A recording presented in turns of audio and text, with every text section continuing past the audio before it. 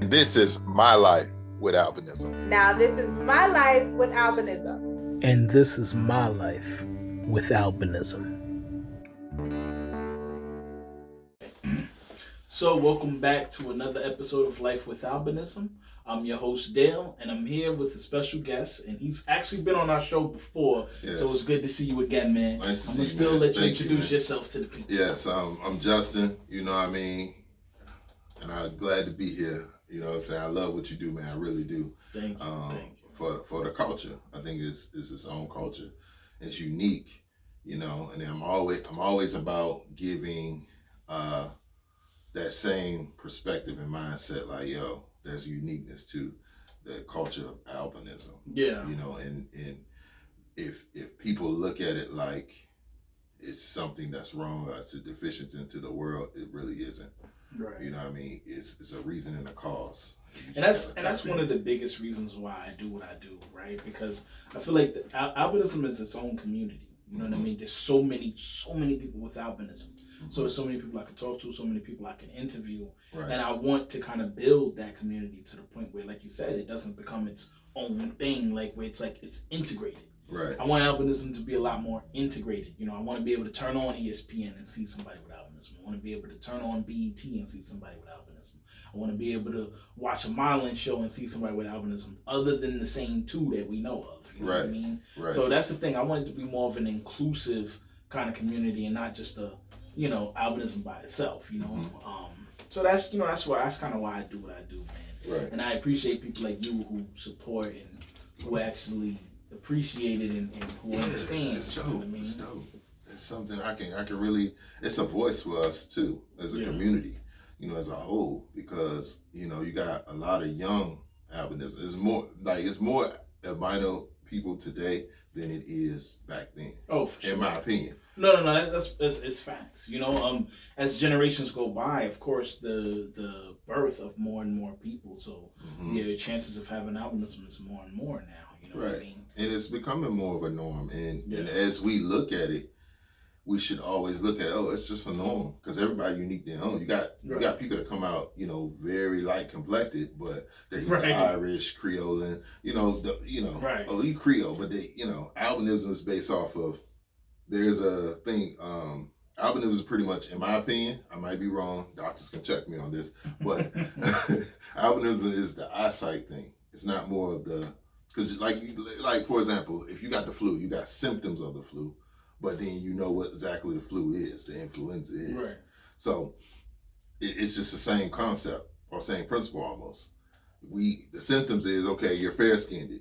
Yeah, you know, no melanin in your skin, or no, we have melanin, but no color definition, no hue. Right. You know, eyes, hair, skin tone. Those are the.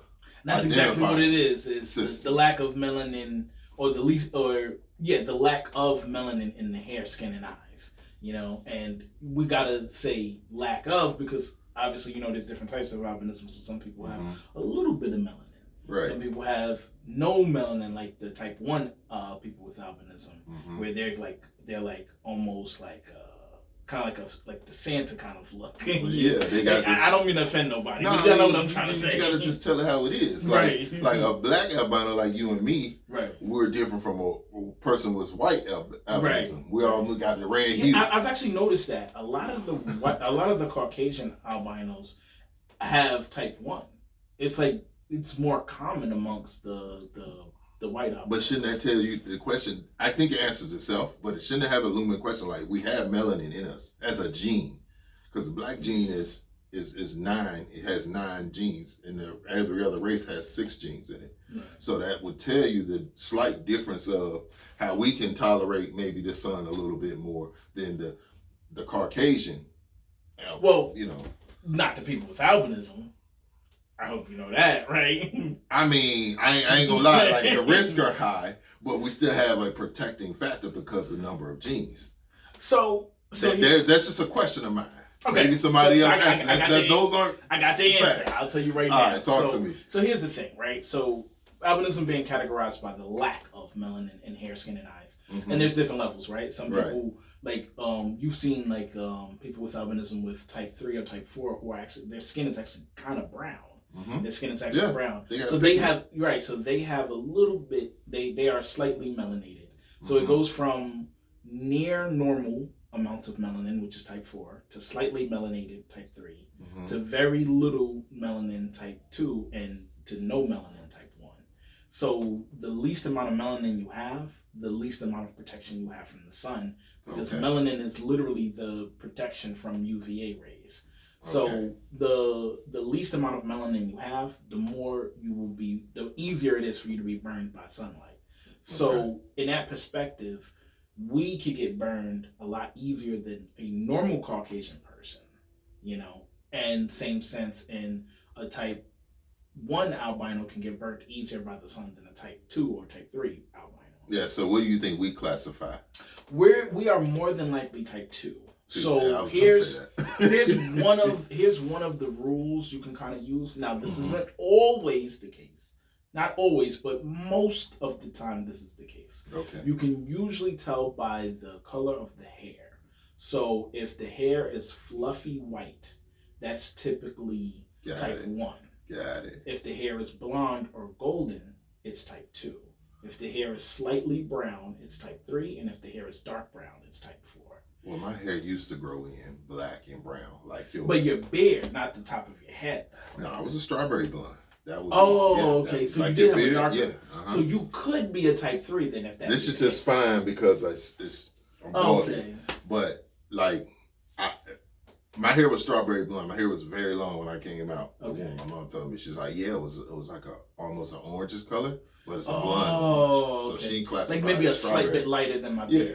She's like, you got a strawberry blonde. So you could be type 3 then. It just depends. And you kind of, this is the next point I was going to get to is sometimes there's exceptions to the rule, right? Sometimes you could find somebody who may look like me who might actually be type 3 and not type 2 or whatever the case. So sometimes it varies. But for the most part, it's usually if their hair is all white, type 1, blonde or gold, type 2, brown, type 3, dark brown, type 4.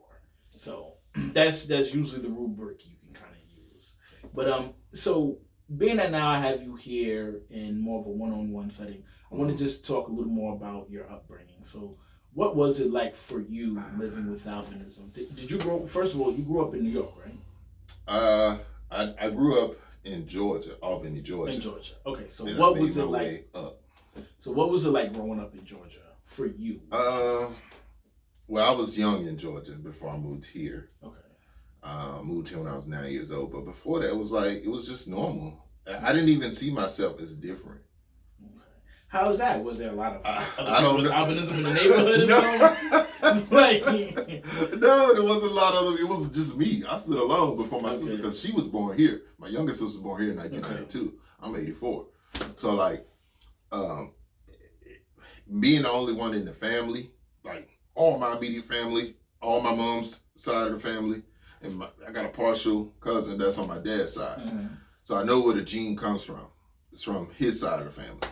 But again, I didn't feel like I knew something. The only thing I struggled with was eyesight. But I didn't have any challenges dealing with like people and altercations because I'm just an outgoing person. That's why I'm always saying it's a mindset. If you see yourself in the mirror and you say, wow, people look at me strange, people look at me different, that's what the world's going to show you because you're inviting that to you. Right.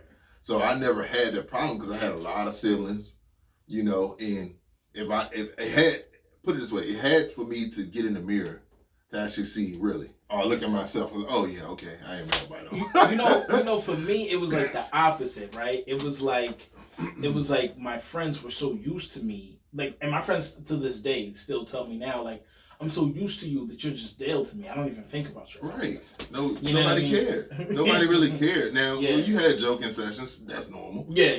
That's normal. I'm a jokester. I'll laugh if you bomb on me real. It's funny. I don't take it as okay. You got some people who want to insult you, try and bring you out of character, and test your gangster, whatever you want to look at it as. But in hindsight, I was such a popular person that I played sports. I was outside most of the time.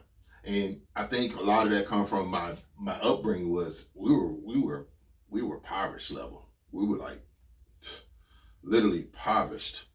You know, making change food stamps. You know, when I first moved here, was in the shelter when my parents broke up. 6 months. The lady liked our family so much. Imagine 9 kids and my mom in one room. Wow. Doing, let's say 3 bunk 9 beds. kids and one parent in one room. Imagine that.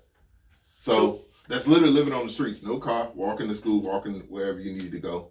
We go and make cans. You know, you take the cans, you get 5-cent change. Right. I think the poverty had me outside so much. Okay, because there wasn't nothing to do in the house. A house so compact. It was like, we're going to go outside and we're going to have fun. Well, yeah, like, you know, you made fun. Like, you had Browns Island, things that came outside festivals, parades. My mom would take us to little stuff like that to just pull us away from the lifestyle. But even in school, growing up in school, like I said, I was a jokester. You know, I wasn't a class clown, but I can have a whole 2 classes rolling. Like, I've done that before. Like, when people, I just tell them, like, don't joke on me because I got bums for days. Like, anybody I meet, I got bums. And maybe that's a way to protect myself, but that's a way for me to fit in too. Like, I'm not the one exactly what I'm I not did. a push around, you know, I'm not a push around. That's exactly what I had to do, because I quickly noticed, obviously, people are going to joke on you because you have albinism. So what I would start doing is sometimes I'll go into a class and I'll start making the jokes first.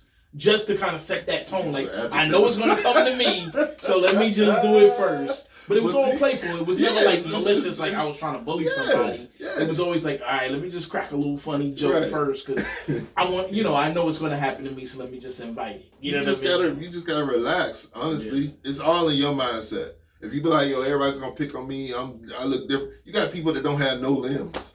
Yeah. That's on real videos and doing what they got to do, rolling, you know, with nubs. Right. And you be like, wow. But then it may be a shock value if you first meet a person with albinism or a person that's disabled.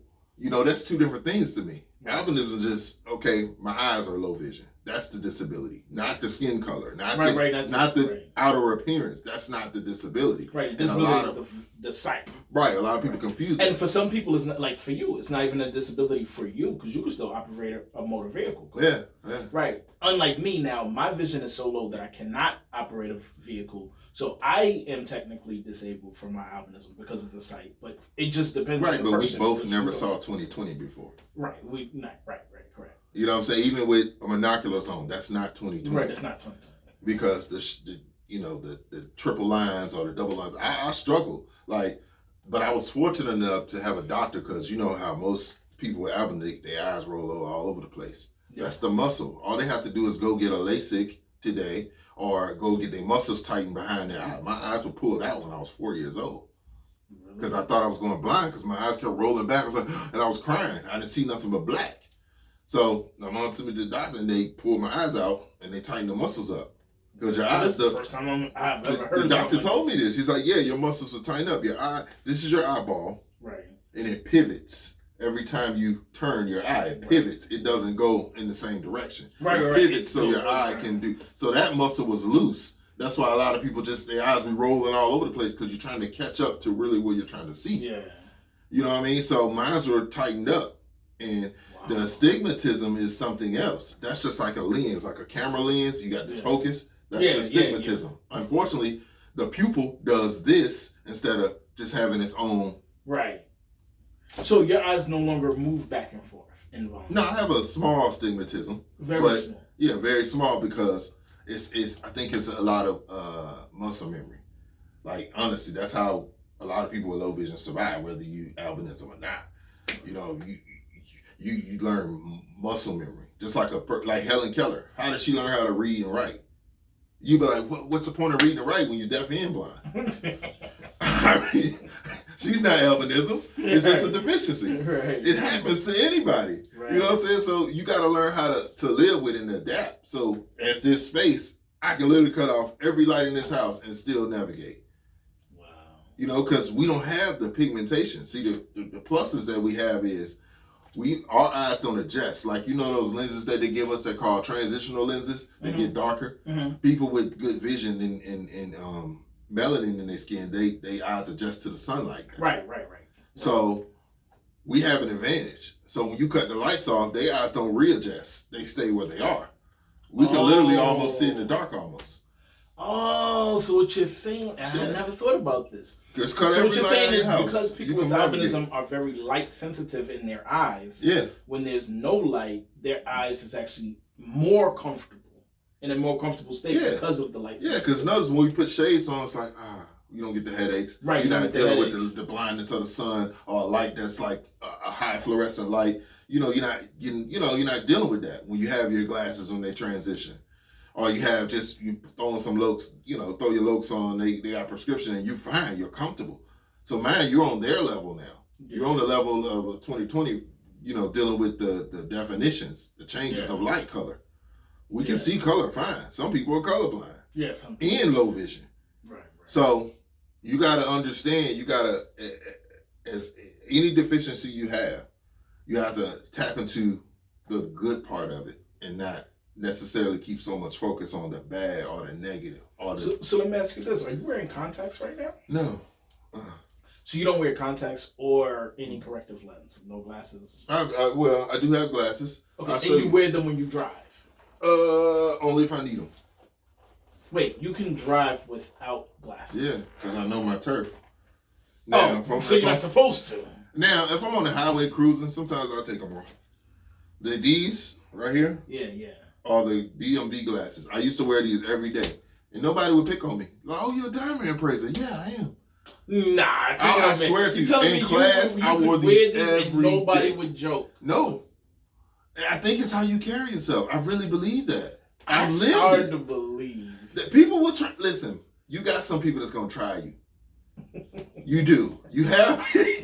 But I don't focus on those people. I don't invite them people to me.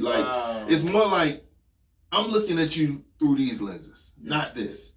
I'm like, cool, you wearing a watch? Let me see, get real close. Then sometimes I let them see. Here, put them on. Like, dang, you can't see. Why is everything small? Wow. You and when you educate people, not just joking and entertaining, when you start to educate people too on what the difficulties is and what your understanding and what you see a point of view, there's some people pull out an empathy card. Some people try to use it against you. But remember, you got ammo in your chamber too. Right. So you're not worried about it. These are the only glasses I wear to get the DMV to pass the day and night driving. Wow. You put these on, you look right through the scope and read the lines. They're not going to tell you, oh, you can't do that. No, your doctor give these to you for corrective lenses. Yeah, for driving. Yes. So that gives you the 20/20 capabilities, and that takes off the day driving only. So I can drive at night and day, but I don't need them. I never use them. Them glasses are 4 years old. Now, if it's at nighttime, I put these on. Okay. And those is your everyday glasses. And that's only because when the traffic light's passing you on a two-way street, they might hit you. Like trucks. Oh, yeah. They might hit you a little lighted. So there's just little things you learn, like, okay, let me slow down. I remember my road might have a little turn in it. Let me just take my foot off the gas and let them pass. Or if it's raining so bad and it's a construction on the highway, let me go as slow as possible. Don't worry about the car behind me. Because once you start dealing with those pressures, you're easing the situation so you can focus better.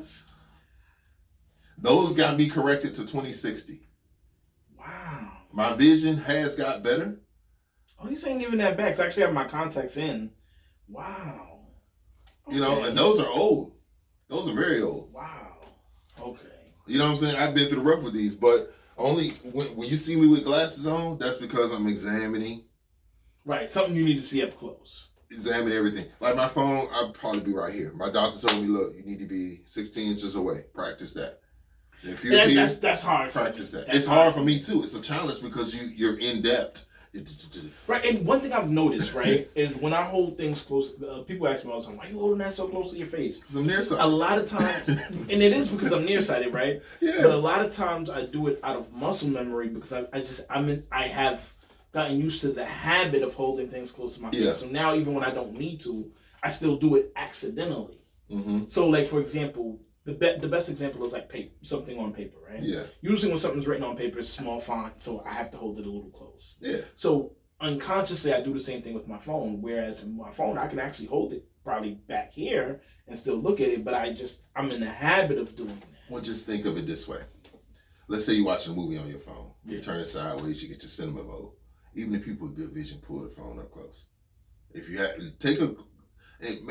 video game players, computer people that sit in front of computers all day and play video games, people on the TV, they be in front of the TV and they got good vision. Yeah, that's true. So the thing is, it's not necessarily our vision that's doing this.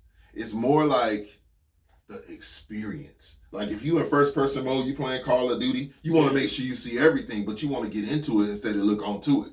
Right. Instead of looking into it like, okay, we're looking at this computer screen right here. But if I'm working, I'm gonna probably be into it. So those outer parts are not my distraction. You know what I'm saying? I'm in the game now. Okay. And a lot of gamers and computer people do that. That's why they end up wearing glasses later, because it's not good to be so much close to this radiation. Yeah. So in hindsight. So you gotta look at it as it is what it is. So I'm taking it that your growing up with albinism wasn't so rough for you. Oh, nah, I can't say that. I can't. My challenges were more personal than interpersonal. Okay, so more personal, like what? Give me an example of. I starting a new job. Okay. I have to work harder than the next man, because he can look down the line and be like, okay, cool. I got to run to the screen, see what it is, remember it in my head, and go back. That's what makes me so wise. Okay. And people are like, why are you so wise? Because I work harder. Okay. By default, I have to work harder so I can compete with the time schedules, the people that I work with, everything. I can meet the quotas and be in the norm rather than be outside of the norm and having to be, accessible. Yeah. I had the big books in high school. They're like this huge. Yeah. Like, God. I had people looking at me like, my book is this small. Yours is like this big. Yeah, I had, and you know what? The funny part is, it's not even an exaggeration. Like, I kid you not. The book, the test, they were like the length of an arm. They were about an arm length, literally. And you had to flip the page like this because the book was so big. And then the funny thing is when the teacher has to carry it, she's coming in the classroom like this, carrying this big book, and they plop it on your table, and everybody's looking at you like. Then mind you probably already sit in front of the class so you can read the chalkboard. Right. So or the light, what do you call that thing, the projector? You gotta be, but I didn't care about that. I said in the class. I didn't care about that. Well, I'm gonna tell you this. For me, I was very embarrassed when she came out with that book that was this big. I had my embarrassing moments, but once I got over it, I didn't care. Okay. Well, okay, it is what it is. Yeah, like sitting in front, I didn't care about that. You know what I'm saying? Because usually in class, all the seats were full anyway, so somebody was sitting in the front. So it wasn't like I was in the front by myself. I was in front of the class, but I was in the back of that school bus. You better believe it. That means a popular kid go to the back. Right. That's the fact. Again, I had my challenges with people. It was more personal. It was more working harder than the next man. That's what irritated me the most. I'm like, why do I have to work hard? Don't get me wrong, I drive now, but I've been to jail before driving because I didn't know I could just take my glasses down there, look in the scope, and be okay. I thought I had to go to the doctors, and they had to write this little form, take the DMV just for day driving, and they had to get a vision test. No. They said, hey, you got the glasses on, look in there. And if I would have known that easy, I would not did that much time. Right. I did my time. Look, I got up in this state of Virginia, okay? You get 3 driving on suspended, you going to jail. That's minimum. Okay? I did weekend time. I did community service, but my longest bid was 4 months. Right. For driving. Because my people was like, no, I'm not teaching you how to drive. Like I taught myself how to drive a stick shift. My mom was like, your brother gave you that truck? All right, cool. I'm not taking you to work. You better go figure it out. I took 2 laps around the block with the truck on the stick shift, and then I just drove right to work. Wow. So I taught myself. I dreamed about it first. So you did it. You learned it in just by riding around the block? 2 blocks. I said, I'm going to make it work. Because I have to make it work. Nobody, at the end of the day, nobody's going to, you know what I'm saying? Even if you have a support system, which we all do. Right. Some people don't. I pity you. I'm very empathetic. But the people that do have support systems, even they're going to say, no, stand up and get it. You want it that bad, you go get it. Yeah. And I always had that mentality coming from my impoverished background. Yeah. You know what I mean? It's tough wearing the same clothes to school all week. Yeah. It's tough making change in food stamps. It's tough painting a black pair of shoes white with the white shoe polish and taking them next year and making them look new and changing the strings out. It's tough. Wait. You had to paint a black Air Force One with the white check on it. I had to take it and paint it white. All white, yeah. Wait, with shoe polish? Or? With the shoe polish. And that, after a while, that shoe polish cakes up and it turns so crispy and everything starts cracking. If people got jokes, trust me. Wow. No. When you in a big family, you don't get much. Right. The last kid gets probably. And if they get it. Now let's talk about that for a second. So you mentioned you're not the only person you're the only person in your immediate family? No, my youngest sister. I'm the 4th oldest. She's the 9th oldest. Okay, so your younger sister has albinism. Anyone else in your family with albinism? No, not my immediate family, no. I mean, like, family, period. My dad's side. Okay. Yeah, we just met them, how many? 5 years ago. And he's partial, because he has pigment. But his eyes are really light. Okay. And they were telling him when he was born, he was albinism, because he got low vision, too. Wait. So they're saying he was born with albinism, but he's not now? No, he has pigment. He's partial. Oh, so he's like he's type albinism by eyesight. Okay. That's why I said in the beginning, everything is based on eyesight.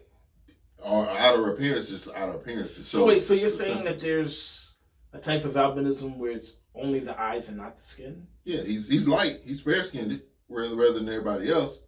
Cause my dad's side. So could it be that maybe he's like a type 3 or type 4? Yeah, type 3, type 4, yeah. Oh, okay. Mm-hmm. Okay. Yeah. But he has pigment. And then when I went to the computer camp over here in Richmond, there was a guy that you could tell his sight was bad, but he was brown. He was like my brother. He was like brown. Yeah, and that's the thing. Like, if I was to show you, I wish I could. If I was to show you like a person with type 4 albinism, they look nearly normal. Like they just like you said, they would look like a slightly light-skinned black person. Yep. And you wouldn't be able to tell. Yeah. So about how many people do you know of in your family that has albinism? Well, just me, my sister, and him. That's it. Okay. That like throughout the history, going forward, yeah. Oh, okay. Wow. That's why we have kids. They don't adopt the same gene unless you put two albinos together, which I've seen that too. Right. So yeah, I know this one woman. She like her whole family has albinism. Like her dad, her sister, her other sister, like their brother, like almost a whole family of people with albinism. That's a lot of checks. Man, they getting it for real, ain't it? Yeah, I mean, maybe so. $7,000 a month. No. maybe I don't know. And speaking of which, folks, I haven't got a check since I was 20 in my early 20s. I'm 38 now. Yeah, mine stopped when I was 18 because I was working. I used to work at like this factory. I was in college. I was getting my degree. So they kind of looked at me like, you don't need our help. You got jobs. You good, got a degree. You in school. Look at it as a disability. We don't see albinism holding you back. But your doctor will tell you, hey, the older you're gonna get, the worse your vision gonna be. I said, oh no, because I serve a higher God. I serve a faith. I prayed over my eyes and all that. That's why I'm blessed too in this position. Because my eyes was 2100 in my early days. 2100 is like 2020, the Lord of number the better. What's it at now? Corrected 2060. Not corrected. Not corrected, probably 2080. So your eyesight improved a bit. Right. How do you improve your eyesight? If I had to guess, it's not wearing your glasses all the time. You know what? That is a trick that I had to learn. Because now, what it is you might get a lot of more squinting. You might get a little more wrinkles in your forehead. But right. You know what? You learn muscle memory. But you know what? That's actually true. Like I've learned that when you wear your glasses all the time, you have now made your eyes dependent on the corrective lens. Correct. When you don't wear your glasses all the time, you force your eyes to strengthen the muscles to learn to see because you're not dependent on And there are other things you can do. Right. They have vision games, apps you can use. I'm gonna put this out there. If you play Call of Duty, games like that to have your response speed, those are the same things that your eye doctor gives you. When he shoot that in your eye, you're reflecting to movement. When he say, okay, watch the dot and keep following it, hit the button when you see a dot, Like that, those are nothing but video games. And if you learn those exercises, if you're not a video game, get on a computer. They have plenty of games that help your eyesight. Yeah, there's a lot holistic of like diets you can use. Certain fruits and vegetables that's on the earth already. You can grow them yourself and help your eyesight. Yeah, and I've also even heard of things like my eye doctor was telling me there's these eye drops that you can use that helps to prevent your eyesight from worsening. Like it's like these healthy eye drops that you put in your eyes, and they help to keep your eyes where they're at so that they don't slowly decline. That's interesting. Also, like you said, there's eye exercises, eye movements that you can do that help strengthen the eye muscles and help strengthen the blood flow to the eyes, which helps vision. Also, like you said, fruits and stuff like that. And then also even like eye patches, right? Like whatever's your weakest eye, cover up your strongest eye, and then cover up your strongest eye with an eye patch, and then it'll strengthen the weaker eye. Yeah. So there's little things that you can do. Now, disclaimer: don't think you're gonna do this and get 20/20 vision out of it, but it can make some improvements, or at least prevent the decline of your eyes. Right. Yeah. You know what I mean? So that's what, like I said, same with driving. When you're in a field test, the driving is a perfect example. We're defensive drivers by nature. Okay, and that's how you want to be. Like I had my first car at 18. I bought it. I ain't had no license. I wouldn't put my friends. They registered the car and just let me have it. Cause I've been driving since I was 17. I'm like, I'm not gonna be stopped. It doesn't matter the deficiency. You have to have the same mentality as those people that are disabled. Yeah. Go watch some of them videos and let them inspire you. Like, yo, how are you doing this? If you want to reach out to them, they'll hit you back. They'll have somebody hit you back. Like, go get inspiration. Don't feel like it's hopeless. Don't feel like I'm just going to settle for this check every month. No, that check was too low for me. I'm a hustler. I'm going to get it. Yeah. You know what I mean? I'm not going to sit here and say, okay, I got to only make $1,200 on this job, and they sending me a $1,200 check, if that, because it goes up after every year. But it still has its cap. Right. You know what I'm saying? I'm not going to depend on the government to take care of me when I can take care of myself. Right. I got gifts I can tap into in DJ, music, producing, but also I can work in the common world too because I accept those challenges. Right. And speaking of which, tell the people before we close this, tell the people what you do for a living, and tell the people like what you do for a living. I'm in the entertainment industry all day. I mass produce. I do voiceovers. I do radio, I DJ, I see people all the time. So that's just my passion. I'm always fueling my passion. But I'm a sales guru, I'm a sales expert. I talk on the phone, I meet people, I go and meet them, I direct sell any product. Anything I want to do around those things, I can do it. So sales and entertainment, they kind of go together. Right. I marry them some type of way. But that's just what I do, man. And I love it. And tell the people your social medias, where can they find you, where can they follow you? You can follow me on Instagram at @thegenius_CoolMixJ. Or you can follow me on Facebook or send me a friend request on Facebook at Justin Andrew. Okay, man. I just can't thank you enough for your time, man. Yeah, it was a great discussion, man. And stay tuned, lifewithalbinism.com. You can find all of our merch, our t-shirts for sale. Also, you can find out any of our new episodes, new topics. Check out our Instagram, life_with_albinism, and subscribe to the YouTube. We'll have more amazing content for you guys. Yes. All right. That was beautiful, man. Fire.